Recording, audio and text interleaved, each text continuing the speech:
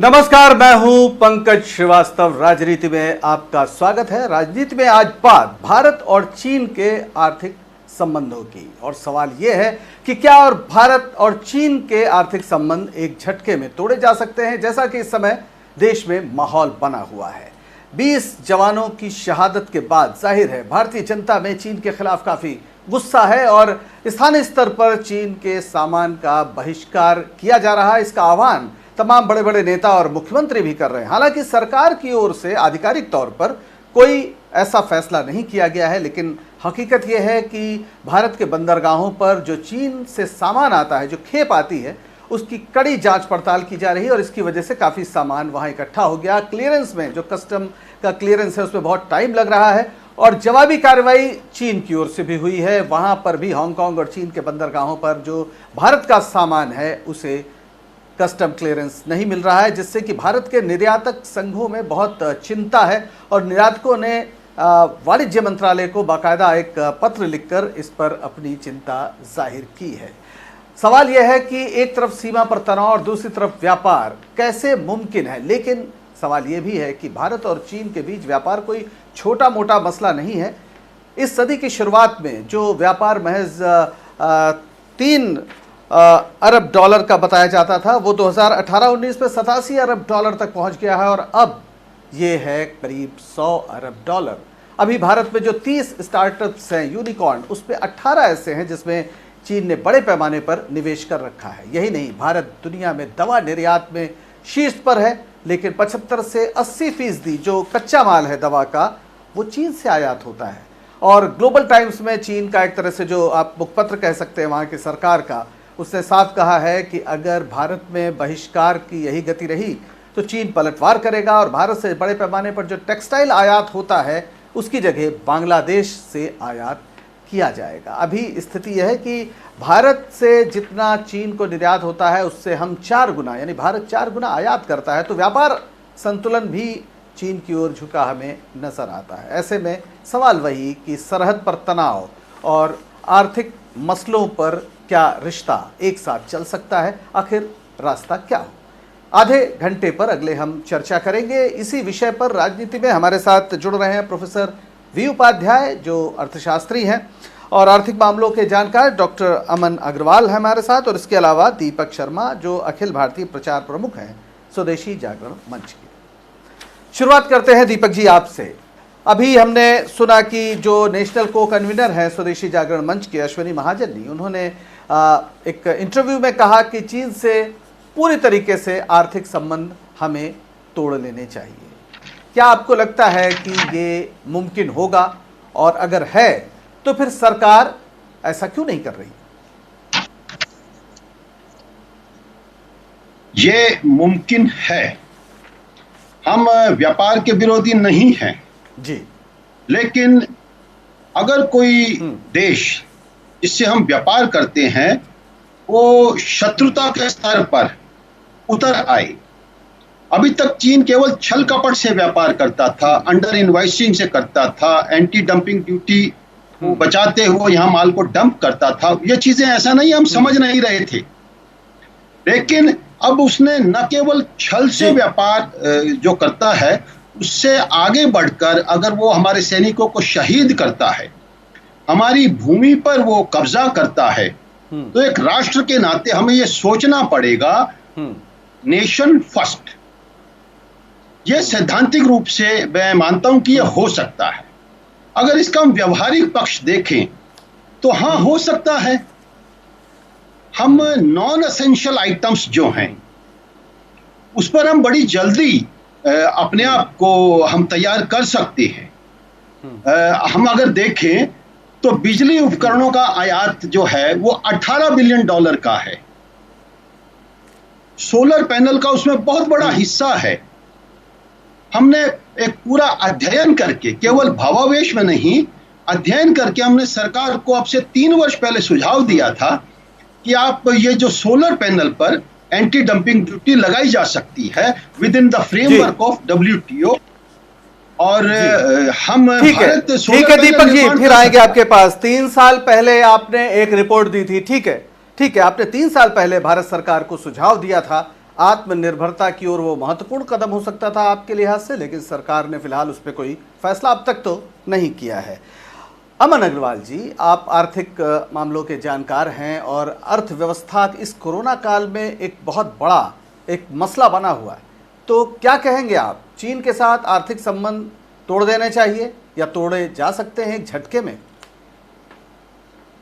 देखिए जी, जहां तक चीन के साथ प्रोफेसर अग्रवाल, आज तक कहा है ना, किसी कैबिनेट मिनिस्टर ने कहा है कि हम चीन के साथ, सरकार के साथ अपने आर्थिक संबंध तोड़ रहे हैं। और जिस तरीके से हिंदुस्तान अब एक फ्रेमवर्क में गया है, फ्री ट्रेड की बात करके, ओपननेस की बात करके, जो हम पहले हिंदुस्तान हुआ करते थे ब्रिटिश राज आने से पहले, उस तरफ गए हैं, वहां पे कहीं पे भी रिस्ट्रिक्शन की बात नहीं है। हाँ, जो स्वयं अपने करने की बात है, सेल्फ रिलायंस की बात है, वो तो हिंदुस्तान पहले भी था और अभी भी कर रहा है। और जहां तक जैसे मित्र ने कहा कि जो है हम चाइना के सामान को देखें और चीजें करें, मेरे विचार में ये सिर्फ एक असंभव कार्य नहीं है, आज के समय में बहुत ही मुश्किल कार्य है। अगर आप कोई कंपनियां देखें, जो बड़ी बड़ी कंपनियां हैं, चाहे वो हिंदुस्तान की स्टार्टअप हो या बड़ी बड़ी कंपनियां हो, सब जगह चाइना का निवेश आया हुआ है। आप ये सोच सकते हैं कि एक झटके में उस निवेश को आप निकाल सकते हैं। एक बड़ा अच्छा वीडियो आया जिसमें दिखाया कि चाहे आप खाना खाते हैं, चाहे मार्केट से सामान आता है, चाहे आप ऑनलाइन खरीदते हैं, उन सब कभियों में चाइना का निवेश है। दूसरा, जो उनकी जो कॉम्पिटिटिव प्राइसिंग की जो स्ट्रक्चर रहा है अब तक मार्केट के अंदर, वो एक आम आदमी जब खरीदने जाता है, हिंदुस्तान में तो चोर बाजार रहे हैं अलग अलग स्टेट्स के अंदर, वहां से चोरी का माल आदमी खरीदता है जब सस्ते माल में मिलता है। तो आप ये सोचिए कि जब एक चीज 100 रुपए की मिल रही है और वहां पे उसको 10 रुपए की मिल रही है, कौन जो आदमी आज के समय में जब पैसा पूरा नहीं है लोगों के पास, वो ये डिसाइड कर पाएगा कि हम ना खरीदें। जहां तक रोक की बात है, सामान ऑलरेडी रुका हुआ है बॉर्डर्स के ऊपर, कस्टम्स में जैसे ठीक कहा है रुका हुआ है। अब वो एक जो रुका हुआ है उसको क्लियर होना, कब तक क्लियर होगा कब तक क्लियर नहीं होगा, वो अलग चीज है। पर आज हम ये सोचें, आज के जमाने में सोचें कि हम सब कुछ बंद कर देंगे, जहां तक जो हो रहा है बॉर्डर्स पे वो नहीं होना चाहिए। वो उनको भी, चाइना को भी देखना जरूरी है, हिंदुस्तान को भी देखना जरूरी है। पर जहां तक ट्रेड की बात है, व्यवहार की बात है, और इस सरकार ने पूरी तरह अपनी क्षमता दिखाई, चाहे वो जायका के थ्रू दिखाई, चाहे वो रिक के थ्रू दिखाई, चाहे वो जो ब्रिक्स बैंक के थ्रू दिखाई। हमारा जो, चाहे किसी के साथ हमारी अनबन रही, पर हम लोगों ने जो डिप्लोमेटिक टाइज है, जो रिलेशनशिप रही है, ट्रेड जो रहा है, वो हमेशा इंक्रीज ही हुआ है पिछले 7-8 सालों में। चाहे थोड़ी बहुत दिक्कतें इधर उधर आती हैं, खिटपट होती है, और वो देखना जरूरी है कि आगे चल के वो खिटपिट ना हो। जी बिल्कुल। यानी जो नई, जो बदली हुई विश्व अर्थव्यवस्था है, उसमें शायद बायकॉट एक कोई ऐसा एक बेहतर रास्ता नहीं माना जाएगा, कम से कम आपका तो यही मानना है। प्रोफेसर वी उपाध्याय, हमने देखा भारतीय स्वतंत्रता संग्राम में खासतौर पर एक ज़माने में स्वदेशी आंदोलन एक बहुत महत्वपूर्ण आंदोलन था। विदेशी वस्त्रों की हमने होली जलाई, और वजह यह थी कि हम पर जो शासन कर रहे थे वो विदेशी थे और सीधे सीधे मैनचेस्टर से बना कपड़ा आता था। वो आज की दुनिया नहीं थी, आज की दुनिया बिल्कुल अलग है। क्या आपको लगता है अब बहिष्कार या चीन से आर्थिक संबंधों को लेकर एक तनातनी भारत के हित में है या फिर अहित में है, और फिर रास्ता क्या है? नहीं, इन चीजों को उस तरह से नहीं देखा जाना चाहिए। चीन से हमारे संबंध, आर्थिक संबंध काफी गहरे हैं। लोगों को लगता है कि हम उनसे कंज्यूमर गुड्स खरीदते हैं, छोटे मोटे बिजली के सामान या इस तरह की चीजें, पर दरअसल में अगर देखा जाए तो चीन का जो हमारा संबंध है वो खाली कंजम्पशन से ही रिलेटेड नहीं है, वो हमारा सारे फैक्ट्री सिस्टम से, प्रोडक्शन से, सब चीज से उससे जुड़ा हुआ है। हम चाहे ऑटोमोबाइल सेक्टर देख लें या फार्मास्यूटिकल्स देख लें, या हमारा कोई भी, मान लो फोन, हम जो मोबाइल फोन बना रहे हैं, कोई भी चीज बना रहे हैं, तो उसमें आज की तारीख में वो इतना इंटीग्रेटेड होता है। अब हमारे यहाँ, अब चीन की बात है या साउथ कोरिया की बात है, किसी की भी बात है, अब हम कार खरीद रहे हैं, फोन खरीदे हैं, तो हम इसलिए थोड़ी खरीद रहे हैं कि हमने पैदा किए, पर हमने चूंकि दूसरे लोगों से सहयोग लिया है, तो उससे हम आज ये सारी चीजें हम खरीद पाए। तो अचानक ये कहना कि जो मेरे दूसरे साथी जो बोल रहे थे, उनका एक्चुअली ट्रेड पे कोई आर्गुमेंट नहीं आ रहा, वो तो एक नेशन के क्वेश्चन पर आर्गुमेंट आ रहा है। पर जब तक हमारी दोस्ती चीन से है, हमें उसे दुश्मन देश के सेंस में नहीं देखना चाहिए। हमारे प्रधानमंत्री ने भी कहा है कि ऐसी कोई खास बात नहीं हुई है, तो फिर हम क्यों इस तरह के सवाल उठा रहे हैं? क्योंकि अगर हम ऐसा कोई कदम उठाएंगे तो वो भी रिटेलिएट करेंगे, तो दोनों को ही नुकसान होता है। तो उसमें ऐसा नहीं है कि खाली हम उन्हीं को नुकसान पहुंचा पाएंगे। इस तरह के जब भी स्टेप्स लिए जाते हैं तो जो भी कंट्रीज इन्वॉल्व होती है, अमेरिका आज जो भी कर रहा है इतनी थोड़ी है अमेरिका बच रहा है, अमेरिका को कौन नुकसान होगा चीन के साथ जो झगड़ा कर रहा है, ट्रेड वॉर कर रहा है। तो इस तरह से इन चीजों से बचना चाहिए। दुनिया में अगर दूसरे देश कर रहे हैं तो उनके कोई कारण होंगे, लेकिन हमारे पास अभी ऐसे कोई कारण नहीं है कि हम इस तरह की राह पर जाएं। यानी हमारी तैयारी और हमारी जो बुनियादी स्थिति है उसमें बहुत बड़ा फर्क है। दीपक जी, लेकिन एक सवाल तो उठता है, इस समय देश में लगातार चीन विरोधी माहौल है और बहुत स्वाभाविक है, और आप लोग बहिष्कार की बात और चीन से आर्थिक संबंध तोड़ने की बात कर रहे हैं, लेकिन भारत के प्रधानमंत्री ने तो साफ कहा है कि कुछ नहीं हुआ है, चीन ने कहीं कब्जा नहीं किया, हमारी चीन का तो नाम भी नहीं लिया उन्होंने कहा हमारी एक इंच जमीन भी नहीं गई है। ऐसे में एक इस तरह से भावनात्मक माहौल बनाना ये कहां तक जायज है? इसमें मैं ये कहना चाहूंगा, प्रधानमंत्री सरकार का प्रतिनिधित्व करते हैं और इसमें 3S कंपोनेंट्स हैं, सरकार, सेना और समाज। सरकार अपना काम करेगी और बखूबी किया भी है। चीन से आने वाली, जब हमने प्रधानमंत्री जी को सोलर पैनल के बारे में अवेयर किया, उसके बाद चीन से आने वाली 100 वस्तुओं पर एंटी डंपिंग ड्यूटी सरकार ने लगाई। अभी जैम में भी उन्होंने जो जहां से माल का उत्पादन हुआ है उसका वो स्थान, देश का नाम लिखा जाए। सेना अपना काम कर रही है, हमारे सैनिकों ने दिया। हम समाज की आवाज बनकर हम एक पब्लिक अवेयरनेस कर रहे हैं और हम देख रहे हैं कि ब्यूरोक्रेसी का भी इसमें अब एक, जो पहले, अब से कुछ वर्ष पहले जो एक अर्थव्यवस्था के कारण एक थोड़ा सा एक नरम रवैया रहता था कि ठीक है ग्लोबलाइज्ड वर्ल्ड है, इन्वेस्टमेंट्स चाहिए और ये सब करके वो चाइना को लेके थोड़ा सा लिबरल रहते थे, उनके भी एक मन में आया है कि इस तरीके से चीन का सभी सेक्टर्स में जो प्रवेश है इकोनॉमी के। दीपक जी माफ करिएगा, यहाँ मैं आपको टोकूंगा। मेरी बात 30 सेकंड में। दीपक जी जरा सा आपको टोकना चाह रहा हूँ, यानी आप ये कहना चाह रहे हैं कि सरकार कुछ भी करे, चीन कोलैप्स कर रहा है। मैं जिम्मेदारी से कह रहा हूँ, बीच में एक सवाल, चीन गिर रहा है। आप मुझे 30 सेकंड दीजिए, मैं अपनी बात। नहीं, चीन गिर रहा है, आप ठीक है। RCEP प्रधानमंत्री जी ने मना किया, चीन ने ट्रैप करने की कोशिश की। OPOR में प्रधानमंत्री जी नहीं गए। चीन की टोटल प्रोडक्शन जो कैपेसिटी उसने बिल्डअप कर ली है, उसकी इंडस्ट्री 40-50% से ज्यादा प्रोडक्शन नहीं कर रही है। चीन में अनरेस्ट है, चीन अपने बोझ से गिर रहा है। तो दुनिया का ध्यान बटाने के लिए वो इस प्रकार का एग्रेसिव होकर अगर वो चाहता है कि इकोनॉमी में स्पेस बना लेगा, तो हमें मजबूती के साथ उसको रिटेलिएट करना चाहिए।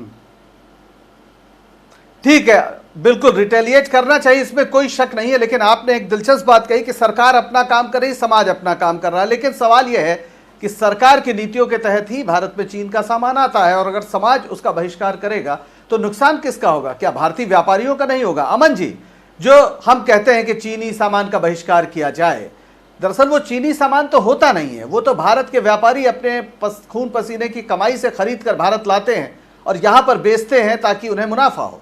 तो अगर हम बहिष्कार करते हैं चीन का कोई भी सामान जो भारत के अंदर आ गया है, तो उससे चीन का नुकसान है या भारत का नुकसान है? देखिए जी, किसी भी टाइप के बहिष्कार जब किए जाते हैं तो कोई भी जो दो देश इन्वॉल्व होते हैं, दोनों का नुकसान होता है। हमने देखा जब अमेरिका और चाइना के बीच में ट्रेड वॉर चल रहा था पिछले 2-3 साल से, तो ये तो है नहीं कि चाइना कोई फायदे में रहा या अमेरिका कोई फायदे में रहा या उनके जो लोग हैं वो फायदे में रहे, ऐसा तो कहीं देखने को नहीं मिला है। जो व्यापारी होते हैं वो और मार खाते हैं इसके अंदर। और ये देखने को मिलता है कि जो आम जनता है, जिसको हम कंज्यूमर कहते हैं और कंज्यूमरिज्म की बात करते हैं, वो सबसे ज्यादा मार खाती है। उसमें भी जो गरीब तबके की जो जनता है, जिसके पास ज्यादा साधन नहीं होते, ज्यादा पैसा नहीं होता, डे टू डे वेजेस पे अर्न कर रहा होता है, उनको सबसे ज्यादा नुकसान होता है। बिकॉज जो रोजमर्रा की चीजें जब चाइना के थ्रू आने लगती हैं, अमेरिका में भी देखने को मिला, यहाँ पे भी देखने को मिल रहा है, जब रोजमर्रा की चीजें, छोटी छोटी चीजें, छोटी छोटी आइटम जब आने लगती हैं चाइना से, और जब व्यापारी को लगता है कि मेरे को उनको बेचने में मुनाफा ज्यादा है वेब से, कि मैं उसको यहाँ पे पैदा करूं, और काफी सारे स्टेट्स में ये देखने को मिला, ऐसा होने लगा है, तो जब ये ऐसा होने लगता है तो हम जब यहाँ पे प्रोडक्शन शुरू होगा उसका, तो उसके दाम 4 गुने 5 गुने 6 गुने हो जाएंगे। तो वो जो आम आदमी उपभोक्ता जिसके पास पैसा ऑलरेडी कम है, रोजगारी का साधन नहीं है, सरकार भी एम्प्लॉयमेंट नहीं दे पा रही है, मार्केट में भी एम्प्लॉयमेंट जनरेट नहीं हो पा रहा है क्योंकि लॉकडाउन के फेज में चल रहे हैं, और ऊपर से आप एक और माल लगा दें उसके ऊपर कि जो है हम सस्ता माल नहीं खरीद सकते, हम तो महंगा खरीदेंगे क्योंकि हमारी लड़ाई चल रही है। अभी तो कोई युद्ध नहीं चल रहा, कोई वॉर नहीं चल रहा है, एक हुआ है, प्रॉब्लम हुई है, और जितने भी बॉर्डर देश हैं सबके साथ हमारी होती रही है। तो मेरे विचार में ये देखना जरूरी है। मैं जो सोल्जर्स की डेथ हुई मैं उनको सल्यूट करता हूं, मैं उनके फैमिलीज की, देशवासियों की भावनाओं को मानता हूं। ये दो चीजों को अलग रखना जरूरी है, इकोनॉमी को और जो एक सिक्योरिटी कंसर्न है उनको। उन्होंने इकोनॉमी के थ्रू अभी तक कोई भी सिक्योरिटी थ्रेट नहीं पोज करी है हिंदुस्तान के प्रति। जो बैंकों में भी 1% का उससे उन्होंने किया, में निवेश हो रहा था, तो सरकार ने उसको क्यों नहीं रोका उस समय? बिल्कुल बिल्कुल अमन जी, आपकी बात समझ गए अमन जी की आर्थिक प्रश्न अलग हैं और जो हमारी सीमा की सुरक्षा का मसला है वो अलग है, सरकार उससे डील कर रही है। लेते एक छोटा सा ब्रेक, फौरन हाजिर होंगे, बने रहिए राजनीति में हमारे साथ।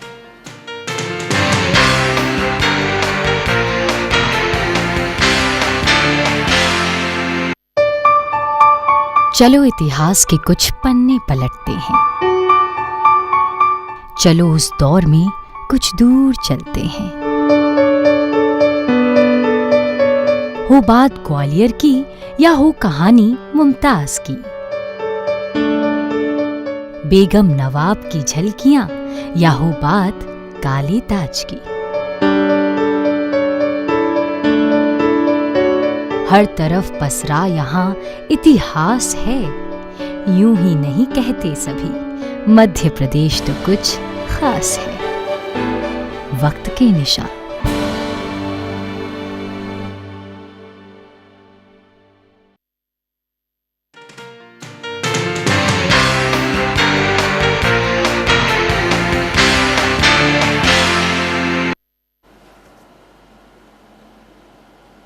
राजनीति में आपका एक बार फिर स्वागत है। आज हम बात कर रहे हैं कि क्या भारत और चीन के बीच जो आर्थिक संबंध हैं उन्हें एक झटके में तोड़ा जा सकता है। देश में इस समय चीनी सामान के बहिष्कार का एक दौर शुरू हुआ है, तमाम निचले स्तर पर आह्वान किया जा रहा है। हालांकि सरकार चुप है, पर असर यह है कि बंदरगाहों पर चीन का सामान भारत के बंदरगाहों पर रुका पड़ा है और चीन ने भी जवाबी कार्रवाई की है। चीन और हांगकांग के बंदरगाहों में भारतीय निर्यातकों का सामान भी रुका पड़ा है। इसका असर भारतीय अर्थव्यवस्था पर क्या होगा? प्रोफेसर वी उपाध्याय हमारे साथ है। प्रोफेसर उपाध्याय, अभी आपने ब्रेक के पहले जो बातें सुनी, एक दो तरह का विचार है। स्वदेशी जागरण मंच वाले कह रहे हैं कि सीधे सीधे अब चीन को आप जवाब दीजिए और संबंध तोड़िए, और दूसरी तरफ अमन अग्रवाल जी कह रहे हैं कि हमें व्यवहारिक रास्ता देखना चाहिए, वही शायद तरीका है। जो पूरा स्थिति है कि एक तरफ सरकार की नीतियां हैं और दूसरी तरफ समाज का एक मानस है, इन दोनों में बड़ा फर्क है। और एक तरफ चीन के खिलाफ एक मानस को गरमाया जा रहा है और दूसरी तरफ चीन के साथ आर्थिक संबंधों को लेकर कोई साफ बात की भी नहीं जा रही है। तो क्या इसका नुकसान हमारी भारतीय अर्थव्यवस्था और भारतीय कारोबारियों को नहीं होगा? हाँ, तो जैसा हम कह रहे हैं कि इसका तो बहुत बुरा असर पड़ेगा हमारी अर्थव्यवस्था पे, और आज की तारीख में जिस तरह की स्थिति से हम गुजर रहे हैं वो तो सबको पता है कि जो लॉकडाउन से जो असर हुआ है कि अर्थव्यवस्था कहाँ जा रही है, अनएम्प्लॉयमेंट की क्या सिचुएशन है, जीडीपी 5 से 10% और भी ज्यादा गिर सकती है, एक डिप्रेशन की स्थिति है। अब ऐसे में हम ये सब कुछ करें, ट्रेड वॉर भी करें, तो हमारा सारा प्रोडक्शन सिस्टम ठप हो जाएगा, हमारी सारी दवाइयां बंद हो जाएंगी, हमारे ऑटोमोबाइल सेक्टर पूरा हमारा ठप हो जाएगा। हम जो भी चीज यहाँ बना रहे हैं उसमें कुछ ना कुछ योगदान सब बाहर वालों का होता ही है, ये हमें मानना चाहिए। तो और उसमें चीन चूंकि आज एक बड़ी शक्ति है तो उसका योगदान धीरे धीरे बढ़ रहा है, एक बहुत अच्छी बात है। तो हमें खाली यही नहीं देखना चाहिए कि हम क्या उनसे कंज्यूम कर रहे हैं, उनका जो प्रोडक्शन में हमारा योगदान है, हमारी फैक्ट्रियां जो चल रही हैं उसमें जो कच्चा माल आता है, उसमें जो कंपोनेंट आते हैं, वो भी तो, उसमें भी तो चीन का योगदान है। तो ये सारी बातें, यहाँ एंटी डंपिंग की बात की जा रही है। अरे एंटी डंपिंग एक छोटा मोटा मामला है, वो चलता रहता है, वो कोई नई बात नहीं है। वो तो 20 साल से ये बातें थोड़ा बहुत हम भी करते हैं, वो भी करते हैं, पर ये सब कुछ WTO के रूल्स के अनुसार ही करना होता है। आप ये थोड़ी है कि किसी एक कंट्री के अगेंस्ट रिटेलिएट करो, तो वो भी WTO रूल्स अलाउ नहीं करते, क्योंकि दूसरी कंट्री भी करेगी, उससे उनका भी नुकसान होगा, हमारा भी नुकसान होगा। तो जो अर्थव्यवस्था ऑलरेडी ठप पड़ी हुई है, उसमें क्यों इस तरह की ये जो बात फैला रहे हैं और इस तरह का माहौल पैदा कर रहे हैं, उससे और हमें अर्थव्यवस्था में नुकसान करने की तरफ क्यों जाया जा रहा है, ये बात बिल्कुल समझ में नहीं आती। इसमें मीडिया का रोल भी बहुत ज्यादा भयंकर है।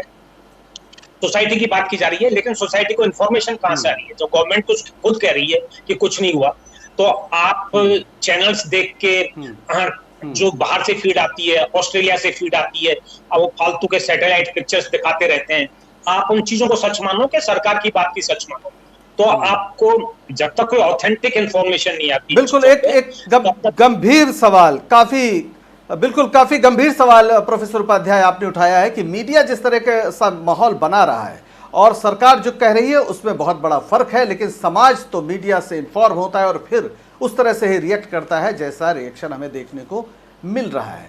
दीपक जी, हमारी सरकार ने कहा है कि हमारे स्थिति पूरी तरह नियंत्रण में है, हम युद्ध में जा नहीं रहे हैं। इसके अलावा आप जिस तरह के सुझाव दे रहे हैं उसका अर्थ है कि भारतीय अर्थव्यवस्था जो कोरोना काल में बेहद संक्रमित अवस्था में है, अगर हम ये कहें, निगेटिव ग्रोथ रेट की बात हो रही है और भीषण बेरोजगारी है, क्या आप इस तरह के भावनात्मक नारे उछालकर अंततः इस देश का जो गरीब आदमी है उसके खिलाफ काम नहीं कर रहे हैं? जाहिर है जिसके पास पैसा है, जिसका पेट भरा, उससे बहुत फर्क नहीं पड़ता है, वो चीन के मोबाइल पर चीनी सामान के बहिष्कार के व्हाट्सएप सर्कुलेट कर रहा है, लेकिन हकीकत की जो दुनिया है उसके बारे में हमारे दो अर्थशास्त्रियों ने आपको बताया। क्या आपको सचमुच इसमें कोई खतरा या कोई घाटा नजर नहीं आता? मैं आपसे निवेदन करूंगा, आपने बाकी पैनलिस्ट को जैसे अनइंटरप्टेड समय दिया, मुझे भी वैसा ही लेवल प्लेइंग प्लेटफॉर्म देंगे। मैंने उनसे ज्यादा आपको समय दिया है। बीच में एक आध पूरक सवाल जरूर पूछे थे, आप निश्चिंत रहिए, समय आपको उनसे ज्यादा ही दिया है मैंने। बोलिए। मेरे दोनों मित्रों ने अपने प्रश्न में ही अपने प्रश्न का उत्तर दिया है। पूरी दुनिया में WTO के डेवलपमेंट मॉडल को लेकर एक बेचैनी है, खुद अमेरिका इससे निकल रहा है, रीजनल एग्रीमेंट्स के रास्ते बन रहे हैं, RCEP उसी का हिस्सा था। तो जो एक मॉडल डेवलपमेंट का WTO के फ्रेमवर्क में जो बना था वो फेल हो रहा है और कोरोना ने केवल उसको एक्सपोज किया है। आज दुनिया की अर्थव्यवस्था की हालत में कोरोना का कुछ % योगदान है, लेकिन हम कोरोना से भी अगर पहले देख लें तो इतनी विषमतापूर्ण, इतनी शोषणकारी, इतनी बेरोजगारी फैलाने वाली जो वैश्विक फाइनेंशियल ऑर्डर ये WTO ने दिया है। हर देश मांग कर रहा है कि नया फाइनेंशियल ऑर्डर, नया फाइनेंशियल आर्किटेक्चर खड़ा होना चाहिए और हर देश डीग्लोबलाइजेशन की तरफ बढ़ रहा है। तो ये जो मेरे अर्थशास्त्री बंधुओं ने कहा कि बिल्कुल WTO ने ही बीमारी फैलाई है जिसके कारण से हम सस्ता माल खरीदने की तरफ जा रहे हैं।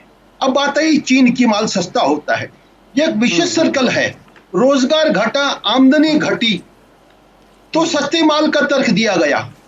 इसको हम दूसरे तरीके से देख सकते हैं, चीन का माल अगर हम बंद करेंगे तो हमारी इंडस्ट्री चलेगी, एम्प्लॉयमेंट बढ़ेगा, लोगों की आमदनी बढ़ेगी, महंगे माल को भी वो कहेंगे बहुत सस्ता है। भारत कोई भिखारी देश नहीं रहा है, वो कांजीवरम की साड़ियां पहनता था, बनारस का सिल्क पहनता था, एम्प्लॉयमेंट खरीद के हमने उसको ऐसा बना दिया कि चीन के सस्ते माल के लिए हम। दीपक जी, आपकी बात आ गई, समय कम है, मैं आपको और तथ्य दे रहा हूं। अंग्रेजों के आने के पहले जब मुगलों का शासन था तो दुनिया की कुल अर्थव्यवस्था का 1/3 हिस्सा भारत में था। ये सब अतीत है। आज की हकीकत यह है कि जब WTO बना 90s में और स्वदेशी जागरण मंच को मैं उस समय से फॉलो कर रहा हूं, आप लोगों ने लगातार विरोध किया, लेकिन यह भी सच है कि आप जिस भारतीय जनता पार्टी का, RSS का समर्थन करते हैं, जब वो सरकार में आए हैं उन्होंने उसकी गति बढ़ाई ही है और ऐसे खास समय में आप एक्सेप्टिव वॉल का काम जरूर करते हैं। आप सरकार का लगातार समर्थन करते हैं। आप जब चुनाव आता है तो आप समर्थन करते हैं, बाकी बयान हमने आपके लगातार सुने। ठीक है वी उपाध्याय जी, क्या हम ठीक है मैंने कहा ना कि राजनीतिक रूप से आप कहां खड़े होते हैं और सड़कों पर जब बात करनी होती तो क्या करते हैं, वो हम दोनों सन 90 से देख रहे हैं। बहरहाल आप बताइए वी उपाध्याय जी, अब जो स्थिति है कि यह कहा जा रहा है कि अगर चीन का सामान हम बंद कर देंगे तो हमारी इंडस्ट्री चल जाएगी। हम पहले कांचीवरम पहना करते थे, चीन का कोई उसमें रोल नहीं था। क्या ये सचमुच आर्थिक जो स्थिति है वो ऐसे है, ये संभावना बनती है? ये उल्टी बात कह रहे हैं। अरे भाई, कौन मना कर रहा है कि हम चीजें प्रोड्यूस नहीं करें? अगर हम चीजें कॉम्पिटिटिव रेट पर प्रोड्यूस करेंगे, हमारी चीजों की क्वालिटी होगी तो लोग अपने आप खरीदेंगे। तो उस तरफ ध्यान देना चाहिए कि हमारा प्रोडक्शन बढ़े। तो उसमें भी चीन आपकी हेल्प कर रहा है, आपको कंपोनेंट दे रहा है, आपको रॉ मटेरियल दे रहा है, आपके प्रोडक्शन में हेल्प कर रहा है। तो आप प्रोड्यूस कीजिए। तो आप अगर कर पाओगे किसी दिन तो अपने आप की जनता ठीक है आपकी चीज खरीदेगी। पर आप उल्टा क्यों चल रहे हो? आप पहले हमारी अपनी सामर्थ्य बढ़ाओ, वही एक तरीका होता है। चीन ने भी यही किया था, चीन ने भी अपनी सामर्थ्य बढ़ाई है। बिल्कुल उसी तरह आप बिल्कुल। समय खत्म हो रहा है उपाध्याय जी, आपकी बात आ गई और महत्वपूर्ण बात यही है कि चीन ने आपको आत्मनिर्भर बनने से नहीं रोका है। पर सवाल यह है कि हमारा जो रास्ता है, जिस तरह से हमारी फैक्ट्रियां और हमारे उत्पादन की जो पूरी पद्धति है, उसमें आज चीनी कच्चे माल का एक बड़ा रोल है। सवाल यह है कि क्या हम जोश में होश खो देंगे? और यह भी सच है कि 20 जवानों की शहादत को कोई भी देश भुला नहीं सकता, भारत भी नहीं भुला सकता, और इसका जवाब तो चीन को दिया जाएगा, लेकिन जोश के साथ होश रखते हुए। आपका बहुत बहुत शुक्रिया इस परिचर्चा में शामिल होने के लिए। आप सभी का बहुत बहुत शुक्रिया। राजनीति में आज बस इतना ही। मुझे दीजिए इजाजत और बने रहिए स्वराज एक्सप्रेस के साथ। नमस्कार।